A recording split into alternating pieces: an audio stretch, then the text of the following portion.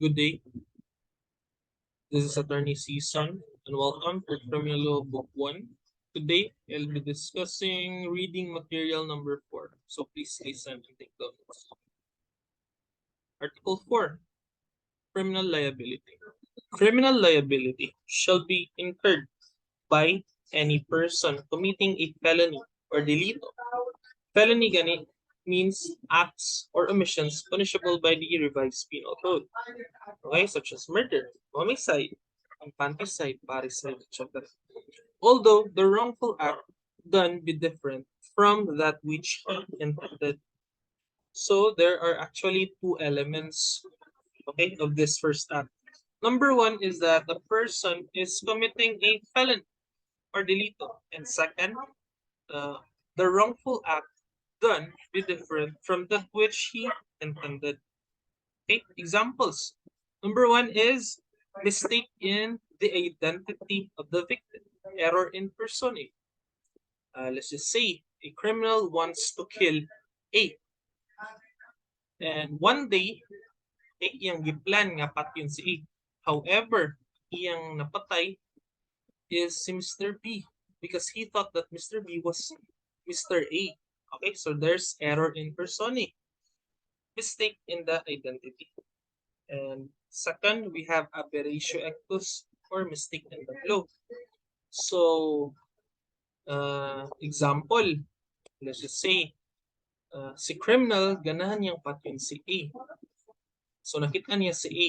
However, kuyog ni A si Mr. B, iyang friend. So, iyang silo na unta ni criminal si Mr. A. However, due to poor aim, ang naigo si Mr. B pa jud. So, there's mistake in the law. Save og igo. Okay, so liable Japan, C criminal. Third is praeter intentionem, which means the injurious result is greater than that intended. So, for example, ang intention ng criminal is to inflict physical injuries against the victim. However, pag sumbang ni criminal na knock out si victim and tumba si victim na igo ang ulo sa victim sa pavement which caused brain hemorrhage. So, namatay. Okay? So, the effect was greater than that intended. So, ang intention ni criminal is to punch A. However, tungod kay wala daw, tungod kamalason, na-knock out, then naigo ang ulo sa pavement which caused brain hemorrhage and then namatay si victim. So, liable Japan, si criminal. Okay? And second act, by any person performing an act which would be an offense against persons or property, were it not for the inherent impossibility of its accomplishment or on account of the employment of inadequate or ineffectual means. So this pertains to impossible crime. So let's just say si A, ganan niyang patyon si B. So one night na ato si A sa balay ni B. And while B was sleeping, iyang gidunggab si B o kalima. However, patay na di ay si B 2 hours ato nga panghitabo. Okay? So there's an inherent impossibility to commit the crime of murder. Why? Because patay na di ay si B 2 hours ago before pa atong pag stab ni A. Therefore, liable si A only of an impossible crime of murder, not murder. Why? Because 2 hours ago, patay naman di si Mr. B. Okay? So there's legal impossibility in the crime of murder. Second, si A, ganan yung patyon niyang husband. So si A ni palit og poison and then iyang gipur sa coffee ni Mr. B iyang husband. However, nasayop nag-pour si A, si wife.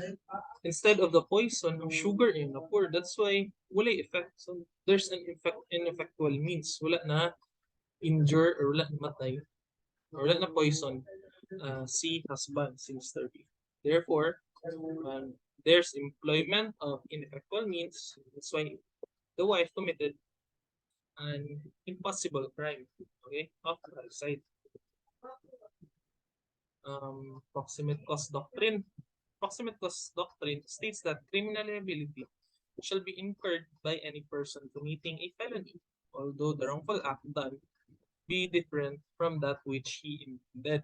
So, because of the proximate cause doctrine, any overt acts of the criminal uh, kay liable si criminal. So, proximate cause is the cause that sets into motion all other causes in which unbroken by efficient intervening cause produces felony, without which the felony would have not been committed. So, meaning proximate cause, unbroken. There's an unbroken events. Okay. So, example of proximate cause, si A, i-declare siya hold up inside the jeep. And then, nag-cause of panic ang mga passengers. So, some passengers nilayat. Okay? So, paglayat sa usa ka passenger, naligsan pa jud siya truck or katupong usa nga passenger. Paglayat niya, iyang ulo, okay, direct hit sa pavement, which caused brain hemorrhage, then namatay ang usa ka passenger. So, because of the proximate cause, because unbroken ang events, okay, liable si robber, liable si criminal, katong nag-declare og hold up. Why? Because a criminal is liable for any natural and logical consequences of his felonious act. So, katong pag-declare niya robbery, it caused in the mind of the passengers na, of course, to save themselves. So, that's why ni-jump sila. And because of that, namatay sila. Kaya naigo ang ulo sa pavement, naigo ang naligsan, etc. So, therefore, because of the proximate cause, unbroken events man, okay, pag-declare hold up, ni-jump na yun, walay foreign act involved. So, liable si criminal by virtue of the proximate cause doctrine. So, for one to be criminally liable under the proximate cause doctrine, it is necessary that the felonious act and the resulting felony must not be broken. Okay, so straight lang unbroken ang felonious act by any efficient intervening cause. Okay, so no efficient or supervening intervening cause must have broken the causal connection between the felonious act of the offender and the resulting felony. So, what's the difference between proximate cause and intervening cause or efficient intervening cause? Proximate cause meaning unbroken ang events, unbroken ang pinahitabo. So, from the time the criminal committed an act, let's just say, iyang gilanat si the criminal, iyang gilanat si victim. Okay? Carry pagod si criminal og knife. So, idalagan si victim. And because of that, naligsan si victim. Kinilabang was victim to save himself. So, naligsan. So, unbroken ang events. So, straight lang. So, by virtue of proximate cause doctrine, liable si criminal. Next is intervening cause. What do you mean by intervening cause? Meaning there's a foreign act involved. Let's just say, kilanat ni criminal gyapon si victim. And then si victim nakidlatan. Okay, naigan siya lightning. Okay? So, dili liable si criminal sa pagkamatay ni victim. Why? Because there's a foreign act involved. Okay? Dili man hawak ni criminal ang kidlat. Okay? Wala man siya. Dili man siya may gasug ng kidlatan tong zigaan. But it's a natural cause ba? A foreign cause. Nakidlatan yun si victim. So, di siya liable ato. Outside the sway of his will naman tong kilat. Okay? Therefore, that's an intervening cause. There's a foreign act involved na. Okay? So maybe the criminal is liable for grave threats, etc. But for the death, no, because there's an intervening cause already. In order to be held liable, the proximate cause, we follow the proximate cause, meaning events are unbroken. So from the time you commits criminal or overt acts, and as a consequence of that acts, namatay si victim, therefore liable siya. Uh, Another example, si husband iyang gisumbag yung wife. Okay? Not knowing na ay sakit sa heart yung wife, sakit sa tiyan. So pagsumbag niya, nakuyapan yung wife, gidala sa hospital, then katuling pagsumbag niya na-cause di ay og injury sa tiyan o sa heart, then nagkakaroon na, then namatay ang wife. So by virtue of the proximate cause doctrine, liable siya. Liable siya. Liable si husband sa consequences sa inyong actions. Okay? And wala man po intervening cause nito ba ito kay pagsumbag. So unbroken ang events. Therefore, liable siya. Proximate cause in the case of Garcia versus People, the SC enumerated the following elements. Number one, the intended act is a felonious act. Okay? Like you are attempting to kill someone, attempting to steal something, etc. Then the resulting felony is a felony punishable by the revised penal code. And then the resulting act is the direct, natural, and logical consequence of the felonious act of the offender. So example, katong pag-declare of robbery sa criminal. And pag-declare niyo robbery, it cost in the minds of the passengers to jump, okay, to save themselves. And because of that, namatay. So sa consequence namatay, kay iko ang ulo sa pavement, taligsan, okay, etc.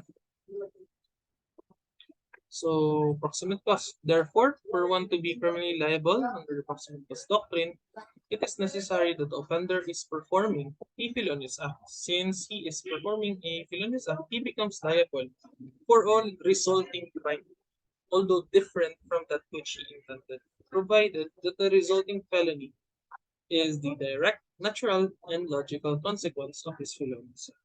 Okay, that's very important. Next. So, for one to be criminally liable under the proximate cause doctrine, it is not necessary that the offender should have even touched the body of the victim. It suffices that the felonious act performed by the offender has generated in the mind of the victim fear for his life, and by reason of that fear for his life, the victim performed acts made the risk that injured himself. The accused will become criminally liable. So, in my previous example, katalaging robbery sa jeep. So, nag-declare si robber of robbery. So, of course, the offender has generated in the mind of the victim, the passengers, fear for their lives. And by reason of that fear, the victims, the passengers, perform acts and made risk that injured themselves, such as by jumping, okay? By jumping out, and then igo ilang ulo, naligsan, etc. So the accused or the criminal will become criminally liable, okay, by virtue of the proximate cause doctrine. Example, P and G were boyfriend and girlfriend, respectively. During their relationship, B promised G that he would marry her. One day, B told G that she should wait for him outside the church at 7 p.m. that night so they could get married. However, instead of showing up, B sent G a letter saying that he couldn't marry her because B already has a wife and children. G was heartbroken. She couldn't live with the pain, so she had ended her life and committed suicide. Now, is B, the boyfriend, liable for the death of G through the proximate cause doctrine? The answer is no. Why? Because the first element of proximate cause is absent. Okay? The first element is what? Okay? The first element. The intended act is a felonious act. And under the family code, breach of promise to marry is not a wrongful act. It's not an actionable wrong. Therefore, the death of the girlfriend G is therefore, although the death of G is considered a felony, the intention of B is not felonious. Okay, so there's no felonious uh, act. Okay, with regards to B. So again, first element in the intention, okay, of B should be a felonious. But in this case, the intention of B is not a felonious act. Therefore, B is not liable. Second, B and G were boyfriend and girlfriend, respectively. Again, B promised G that he will marry her. However, B changed his mind. G was so heartbroken. She went to the top floor of the nearest building. At the top, G jumped over the ledge and committed suicide. G died. On her way down, G landed over a pedestrian. The pedestrian was squashed by G, resulting to the death of the pedestrian. Is B, the boyfriend, liable for the death of the pedestrian by virtue of the proximate cause?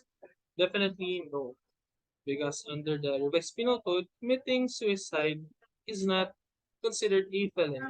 Okay? So, klaro na. Just follow the elements of the proximate cause to apply. Efficient intervening cause. So, efficient intervening cause is an active force which is a distinct act absolutely foreign from the felonious act of the offender. Example, si A, with a knife, yung gilanat si B, and si B nakidlatan. So there's a distinct act absolutely foreign from the felonious act of the offender. Therefore, A is not liable. So in order that an act is considered efficient intervening cause, it is necessary that it is totally foreign from the felonious act that is performed by the offender. So katong kilat, it is totally foreign from the felonious act of the offender. So proximate cause is not always the immediate cause. You should take note that proximate cause is not always the immediate cause. At times, it may be a remote cause. So this is an example. A was driving his car along SLEX, followed by B, C, D, and E. When A reached the toll gate, he stopped to pay the toll. So B stopped as well as C and D. E, however, was very sleepy. He did not auto stop, so he hit D. So si D, of course, irog iyang salakyan. So si D, ang salakyan ni C, si C hit B, and then B, salakyan ni B, ni-hit sa salakyan ni A. And because of the impact of the car of A, because of the impact of the car, A sustained serious damage. So, what is the proximate cause of the damage sustained by the car of A? So, the proximate cause was E. Okay? Okay, because of E, nagtabo to, incident. So, pag stop ni E, pag ni E, failure to stop by E, naigan niya si D, naigan niya si C, naigan niya si B, naigan niya si A. Okay? So the proximate cause was E because it was the car of E which sets into motion all other cars to bump each other. It was not an immediate cause because the immediate cause was the car of B because it is the car of B which hit the car of A. So a proximate cause or PC is not always an immediate cause. At times, pwede siya remote cause. Okay? So that's the rule. A proximate cause is not always an immediate cause. At times, it may be the remote cause. Pareha ni example, remote cause, si E may cause instead of B. Ang immediate cause unta ato, si B. But si E man yun ang cause sa accident yan hitabo. So, remote cause ang nabo. And that's also considered as a proximate cause. Again, proximate cause is not always the immediate cause. At times, it may be the remote cause. Another example, A bus was going to Quezon. Suddenly, four men boarded a bus. Two men seated at front seats and the other two seated at back. While they were traversing a zigzag portion of the road, four men stood up and announced a hold-up. One passenger was so afraid of the robber, as he had a previous experience of robbers. He was so afraid that he opened a window and he jumped out of a window. He fell on a cliff and he died. Are the robbers liable for the death of the passenger? The answer is yes. The robbers, in announcing a hold-up, are committing a felonious act. So, elements of a proximate cause. The resulting act was a felony. Um, and the resulting felony was the direct, natural, and logical consequence of the felonious act of the offenders. Because were it not for the robbers announcing hold up, there would be no fear in the mind of the passenger. But because of the announcement, there was fear on the mind of the passenger, and by reason of that fear, he made risk that caused his death. So the robbers are liable for robbery with homicide because they are liable for the death of the passenger. So another example, X was having a siesta on the terrace of their house on a rocking chair. Suddenly, he was awakened by the noise of the children. He found out that it was coming from the backyard of their house. Saw four boys harvesting his mango tree. So he told the boys to come down the tree. Otherwise, he will be calling the police and let them be arrested. The boys hurriedly went down the tree. One boy from the topmost portion of the tree jumped down and his head hit a big stone. He suffered hemorrhage, thereafter died. Is X criminally liable for the death of the boy? The answer is no, because X was not committing a felonious act. Again, elements of uh, proximate cause doctrine. He was just acting his right when he said he will call the police, considering that the boys were taking his mangoes. So they were committing theft. Okay. So therefore, X was just acting with his right. And since X was not committing a felonious act, he cannot be held criminally liable for the resulting felony. So take note that if you are given a problem like this, the first thing you should do is to determine if the person is committing a felonious act. So if the person is not committing a felonious act, the person cannot be held liable for the resulting felony. If the person is committing a felonious act, he is liable for the resulting felony. So same example. So X told the boys, if you will not come down, I have here my shotgun.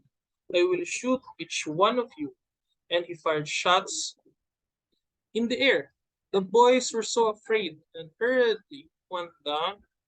One of them jumped, fell, and suffered serious physical injuries because of his broken legs. Is X criminally liable for the injuries sustained by the boy? Now, the answer is yes, because this time X was committing a felonious act. He was threatening to shoot the children, and it is a felonious act amounting to grave threats. Okay, nagamit pag shotgun. Therefore, X is criminally liable. Okay?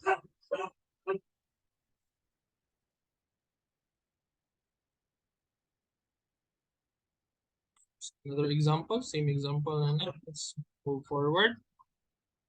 Let's move again. People versus Villacorta. Okay. There was a stabbing incident.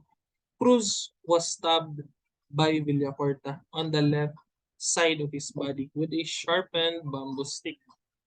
He was brought to the Tondo Medical Center.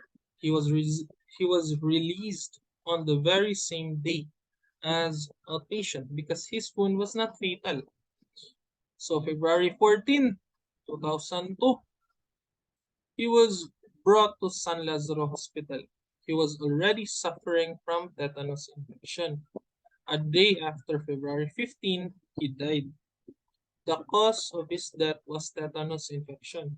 Villacorta was prosecuted for the crime of homicide for the death of Cruz. The lower court convicted him. So is the accused liable for homicide? So the answer is no. No, the accused is not liable for homicide. So the Supreme Court, citing the Urbano case, he cannot be convicted of the crime of homicide. Based on the expert testimony of the doctor, the incubation period of the tetanus virus is only 2 weeks or 14 days. And in the case, it took the victim 22 days, okay, before he died. Therefore, the stab wound was without tetanus virus. Why? Because according to the doctor, incubation period of the tetanus virus is within 2 weeks or 14 days. But namatay man ang victim 22 days after. Okay? So, it is presumed that the stab wound was without tetanus virus. It is stated here that Cruz may have performed acts which brought about the tetanus virus. The stabbing was only a remote cause, and the tetanus infection was the proximate infection or proximate cause which brought about the death of the victim. So, Villacorta should only be convicted of slight physical injuries because they were not able to prove intent to kill. First, no evidence of motive. Ikaw ba naman dunggabon o bamboo stick? Di ba? So, maglisod o prove ang prosecution that it's murder, homicide. So, second, di ba? Nature and number of weapons used. So, naman to? A sharpened bamboo stick lang gigamit. And not even a little weapon made of metal, bamboo. Made of bamboo pa jud. And third, the nature, number, and location of wound. Okay? So, it was only on the left side of the body. Okay? Kung wound sa victim. And fourth, the manner of committing the crime. After one stabbing, there was no more. Diba? Kasara gidunggab. So, from homicide, he was only convicted of slight physical injury. Okay? Punishable by the lowest penalty, arresto. Urbano case. Javier was hacked by Urbano on his right palm. Javier suffered an incised wound and brought to the hospital. There was settlement. Thereafter, he was released. However, after 22 days, he was brought to the hospital. He was already suffering from tetanus poisoning the next day he died. Is the accused liable for homicide? Again, no, the accused is not liable for homicide. Or Urbano is not liable for homicide. So the Supreme Court, okay, said that the act committed by Javier after he was released from the hospital, katong nag-fishing magud si Javier and then adto sa farm, so mo to siya considered as proximate cause that brought about the tetanus virus on his incised wound. Therefore, Urbano was not convicted of the crime of homicide but only physical injuries. Okay? Kay ang tungod sa acts ni Javier man ang nakakos sa tetanus virus, okay? Not the hacking.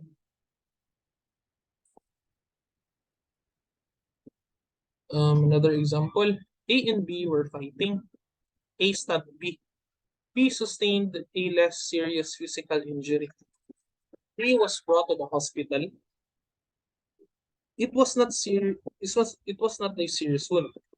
However, because of the negligence or careless treatment of the doctor, this not serious wound became a very serious wound, which later on caused the death of B. The relatives of B filed a case of homicide against A.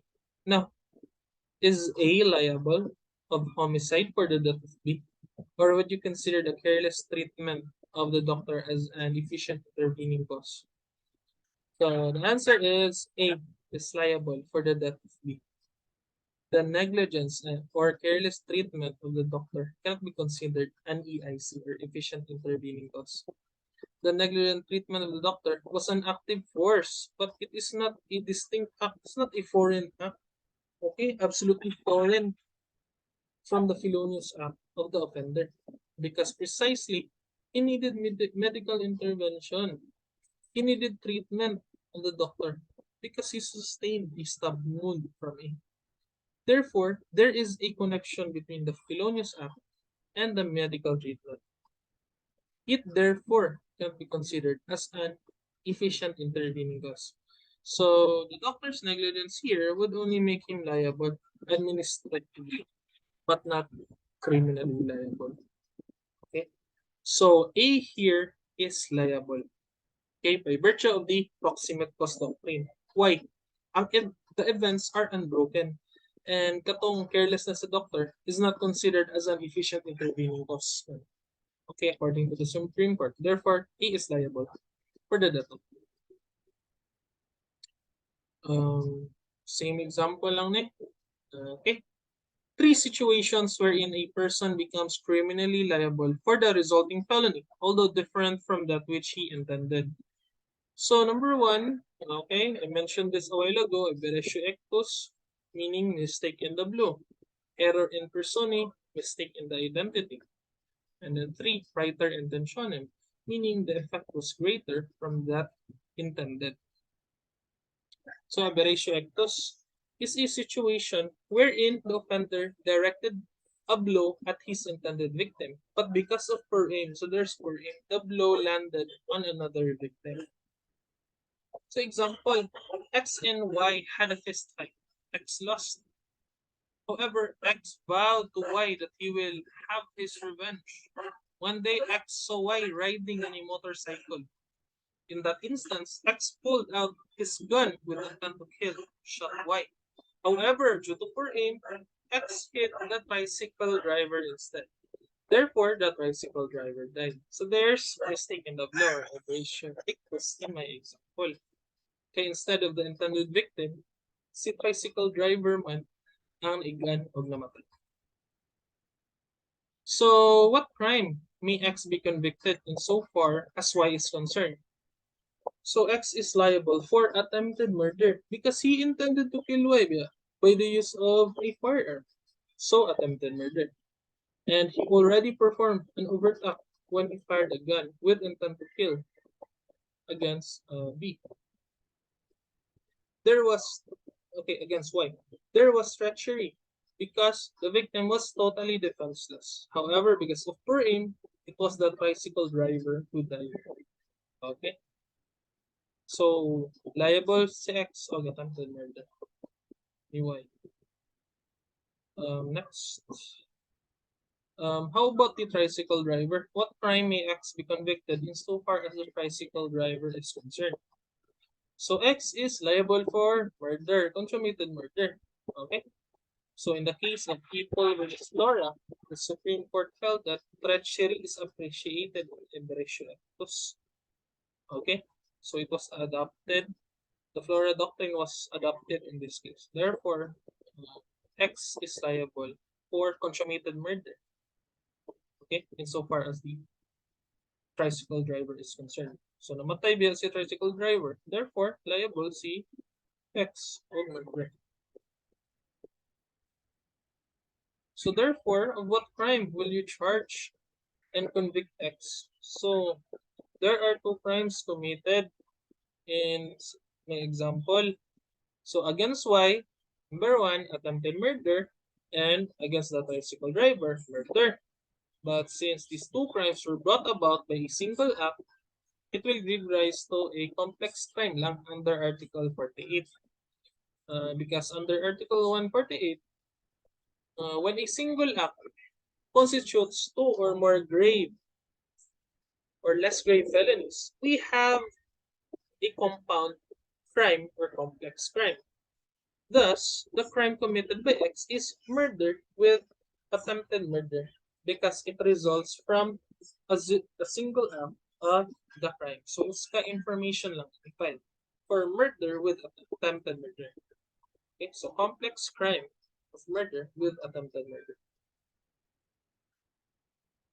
So in the same case as mentioned above, let's just say the tricycle driver survived but sustained a mortal wound. What crime may be charged to X? So as to Y, again, still attempted murder because of intent to kill and treachery as a qualifying circumstance. But as to the tricycle driver, X is liable for serious physical injuries only because wala man siyang intent to kill the tricycle driver. So that's why serious physical injuries lang. If ever dili mamatay si tricycle driver.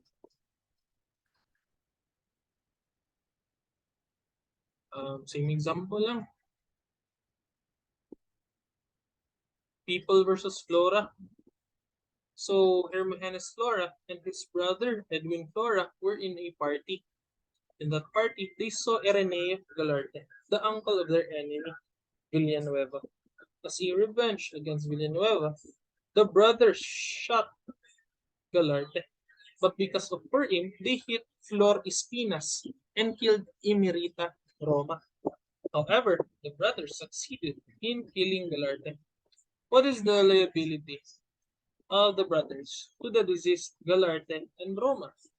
So as to Galarte and Roma, the Supreme Court held that the brothers were guilty of murder because the killing was qualified by treachery.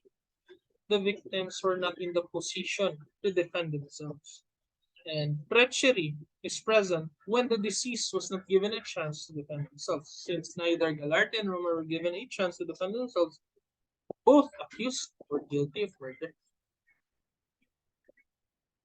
Um, what is the liability of the brothers to the Espinas? So as to Flor Espinas, the brothers were guilty of attempted murder only. Um, People versus Adriano. This is about police officers to do it. Next, error in personae. Error in personae is a situation wherein the victim actually received the bullet, but he was mistaken to be the intended victim. There's mistake in identity, ba? Error in personae, meaning there's mistake in identity. So, in this scenario, the intended victim is not in the crime scene. Okay, naaray tawo nga naalaan. Okay, nga siya tong si Mr. A. Ya, dili day si B day ito. Okay, so there's mistake in identity or error in person.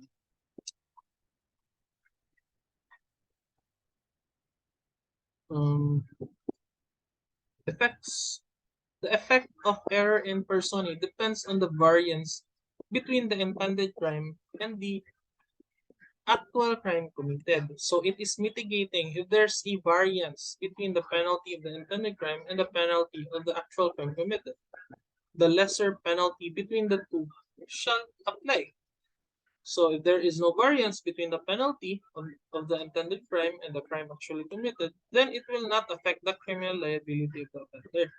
So kani example about mitigating, okay, if there's a variance between the penalty. So A and B were fighting. A punched B so hard and he fell on the ground, his face facing the ground. A left the scene of the crime. At the precise moment when A left, here comes the father of B, who saw his person boxed by A. So he came to the rescue of his son and went near him. To retaliate, B took out his balisong and stabbed the person next to him, thinking that it was his opponent A. But in truth, it was already his brother. Oh, okay, let's just say the father died. So that's parricide. Okay. So what was the intended crime committed by B? So the intended crime committed, uh, B intended to commit the crime of homicide because he intended to kill Abia, the person who boxed him. What crime did B actually commit? So intended crime is homicide. But what crime did B actually commit? So parricide, because he killed his own father. And killing your father constitutes the crime of parricide. So of what crime will you prosecute B? So B should be prosecuted for parricide because he killed his own father. Okay?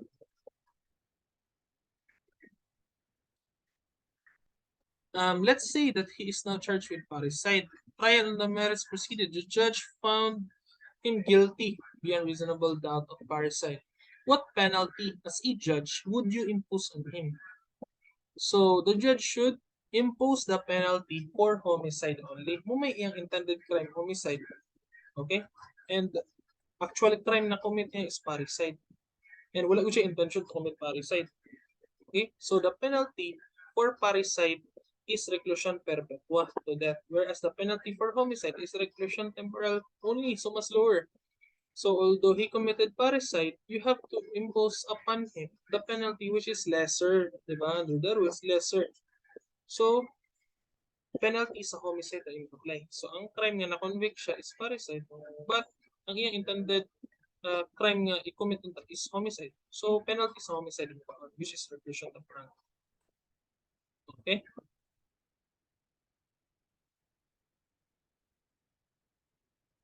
So, same example. Same lang. Writer intentionem. Writer intentionem occurs when the consequence went beyond the intention or when the injurious result is greater than that intended. So, writer intentionem is a situation wherein the offender directed the blow at his actual victim. And the victim received the blow at ang isumbag ang victim. However, the injurious result is far greater than what is intended by the victim. So, instead of sumbagon lang na patay ang victim because na-knockout, naligo ang ulo sa pavement. Okay, so writer intention. The consequence went beyond the intention. Okay. So, okay, writer intention, it is always a mitigating circumstance because of Article 113 of the Remedies Code. So, if ever yun na, mitigating circumstance lang. Because the offender has no intention to commit so grave a wrong as that. So, elements, the offender committed a felony, and there must be a notable or notorious disparity between the means employed by the offender and the result of the felony. Natalagay, itong pagsumbag, there's notable disparity. Who would have thought nga mamatay to siya, gisumbag lang doon namatay. Okay, kay na tigo ang ulo sa simento pag knockout, di ba? So there's notable disparity. Okay, therefore, writer intention. So yeah, balik lang na eh. So, example, H arrived home and asked W what was their dinner, and W answered that she has not yet cooked because she was watching teleserye. Since the husband was so tired, he got mad and elbowed the wife, W. The wife fell on the floor and her head hit the edge of the table, and she suffered hemorrhage. Thereafter, she died. H said he had no intention of killing his wife. He only elbowed her. However, so there's notable disparity. Who would have thought a simple elbow makakos like that, diba? However, since that is the result, it is a general criminal intent which is prescribed by law. Ay namatay naman. Therefore, liable siya. However, mitigating circumstances for parental intention. So, what crime should H be prosecuted? So, H should be prosecuted for parricide. Okay? So, should H be given the benefit of prior intention? Yes, of course, under Article 13 of the Revised Penal Code. Because no one could have foreseen that the mere act of elbowing the wife, W, death would result. There's notable disparity, man. Would have thought, could have foreseen the mere act of elbowing, the mere act of elbowing would cause death. Diba? So, Garcia versus People, same lang. And People versus Noel Sales. Okay. Impossible crime.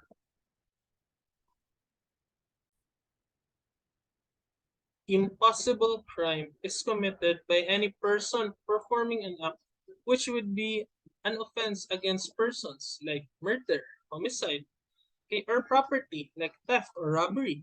were it not for the inherent impossibility of its accomplishment or on account of the employment of inadequate or ineffectual means. So, impossible crime is not really a crime in the legal sense. Okay? Because a crime requires a substantive change in the outside world. Here, the act does not ripen into a crime. It was not accomplished into a crime because of its inherent impossibility. So the offender is being punished because of his criminality and dangerousness. So although objectively no crime is committed, still the offender shall be punished. That is why he is convicted only of impossible crime. So the penalty of impossible crime is arresto mayor. Okay? So elements for a person to be liable of impossible crime, the following requisites must concur. The act done would have been an offense against persons or property, and the act done was with evil intent. And then the act was not accomplished because of its inherent impossibility or employment of inadequate or ineffectual means. And that the act done should not constitute any other violation of the revised penal code. Okay? So, examples of crimes against person, parricide, murder, homicide, abortion, infanticide, rape, um, crime against property, we have brigandage, theft, malicious mischief, arson. Note, only crimes against persons and property would be an impossible crime. Example, H and W were lawfully married. During the subsistence of their marriage, H caught W having sexual intercourse with another man. As a result, H filed a complaint for adultery against W. As a defense, W argued that she cannot be held liable for adultery because she was born a man and merely changed her sexual organ. So is W liable for an impossible crime of adultery?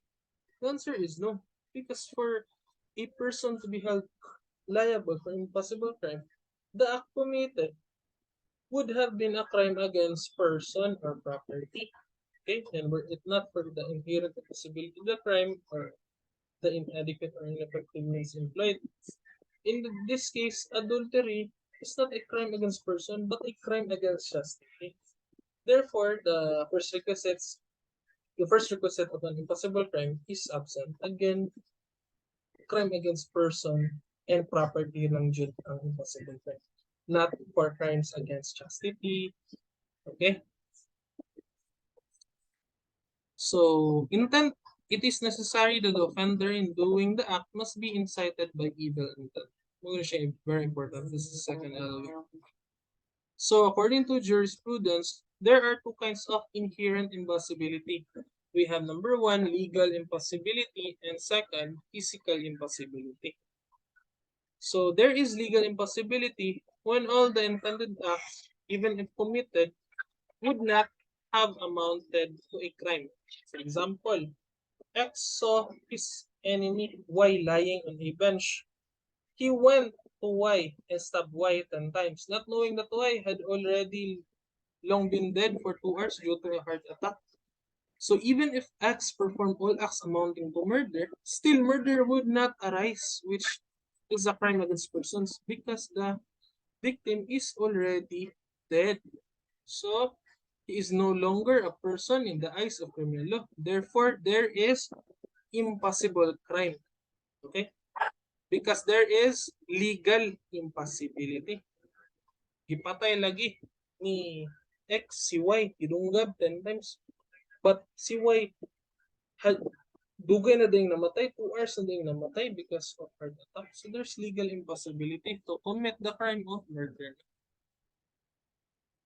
So physical impossibility exists when an extraneous circumstance unknown to the offender prevented the consignation of the crime. Here, there are circumstances unknown to the offender. The inadequate control of the offender which prevented the consignation of the crime.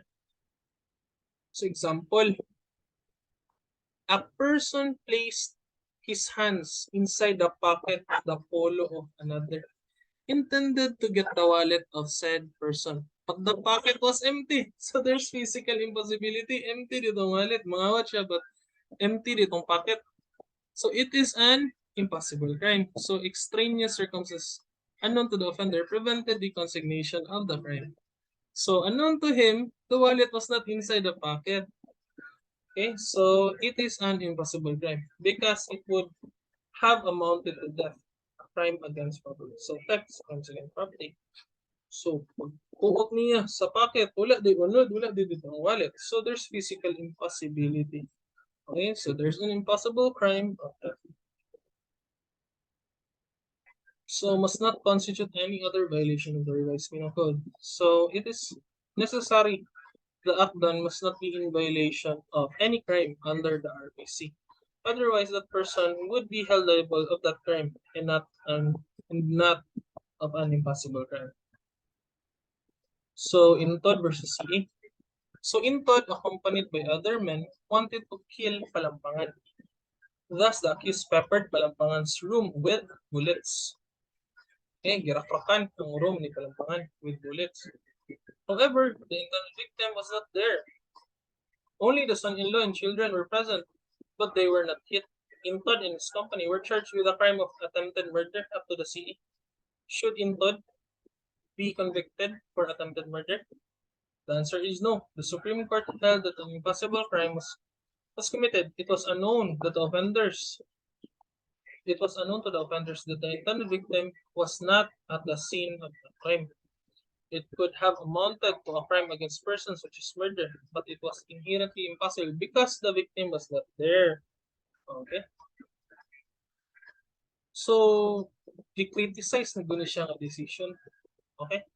Because, di ba, under the fourth element, the act must not constitute any other violation of the RPC. And when the accused peppered the house of Palampangan with bullets, they did pepper the house with bullets. So they said they should be liable with malicious mischief or willful destruction of property because damage was done to the house. Okay? And it should not be an impossible crime. So the Supreme Court retained its decision that it is an impossible crime. And this case was cited in the case of Jacinto versus People. Okay? Diba? I-criticize na siya nga Supreme Court decision. Okay, kato ding pagkuhan daw, according to some, katong pepper sa house ni Kuan, it should constitute malicious mischief, not impossible crime of murder. Diba? So, it's a Supreme Court decision. So, we should follow. Article 5. Duty of the court in connection with acts which should be repressed but which are not covered by law and in cases of excessive penalties. So, Article 5. So the duty of the court in connection with acts which should be repressed but which are not covered by law and in cases of excessive penalties.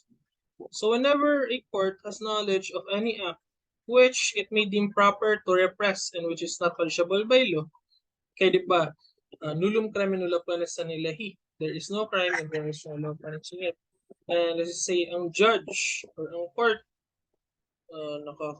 nakabantay or national knowledge of act which is not punishable by law, dapat ilang i-render ang proper decision and mo report sila sa chief executive through the DOJ the reasons which induce the court to believe that said act should be made subject of litigation.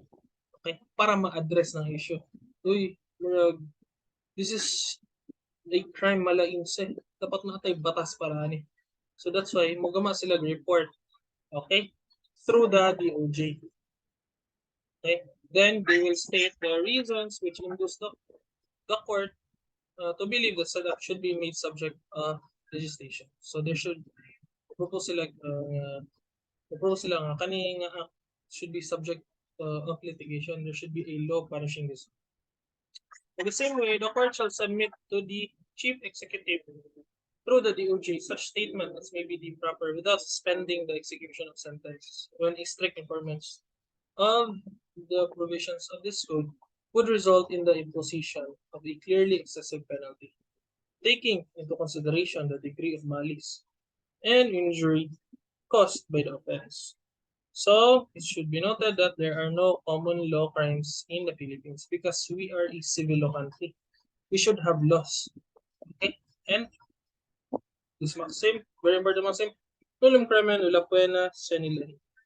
If there is no crime, there is no crime. If there is no law punishing it. Okay? So, Article 5 covers two situations. Number one, the court cannot convict the accused because the acts do not constitute a crime. So, the proper judgment, if ever, walay law nga nagapunish na ng iyang i-commit nga act. Okay? I-acquit ko na siya because nullum crimen nulla pena sine lege. Okay? However, the courts are mandated to report to the chief executive through the DOJ that said act should be made subject to penal legislation. Okay? So, dapat ilan ko na-report. But, dili nila i-convict. Okay? Ang person yung na-commit sa act. Why? Because there is no crime, there is no law punishing it. All they have to do is to acquit and to make a report para magaman o batas ng act. Okay? And where the court finds that the penalty prescribed for the crime is too much na, too harsh, or too excessive, okay, considering the conditions surrounding the commission of the crime, the judge should impose the law. I-impose rin upon sa law, minsan pag excessive pa ang fines. Because of the maxim, dura lex sed lex. Okay? The law is harsh, but it is the law. So, the most that the judge could do is to recommend again to the chief executive through the DOJ to grant executive clemency. Muna na iyang mga executive clemency. And paragraph 2, kaning paragraph 2 does not apply to crimes punishable by special penal laws.